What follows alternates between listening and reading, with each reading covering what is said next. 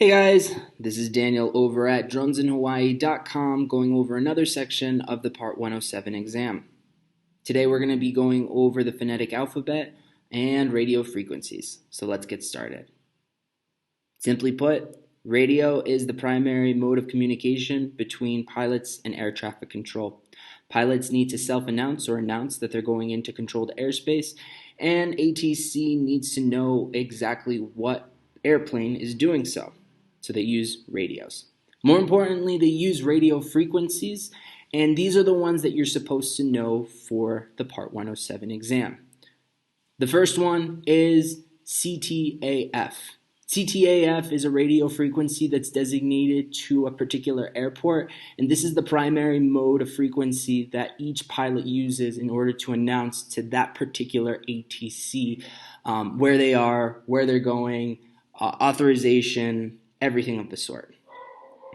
The other one is Multicom, and this one is a secondary mode of communication between a pilot and ATC. Normally it's used in regional airports and basically used for pilots to self-announce that they're coming in.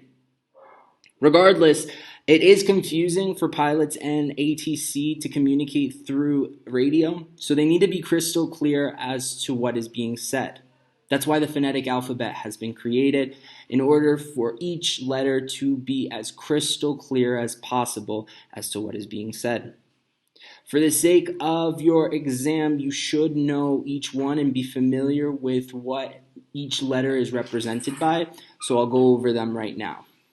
A is Alpha, B is Bravo, C is Charlie, D is Delta, E is Echo, F is Foxtrot, G is Golf, H is Hotel, I is India, J is Juliet, K is Kilo, L is Lima, M is Mike, N is November, O is Oscar, P is Papa, Q is Quebec, R is Romeo, S is Sierra, T is Tango, U is Uniform, V is Victor, W is Whiskey, X is X-Ray, Y is Yankee, and Z is Zulu.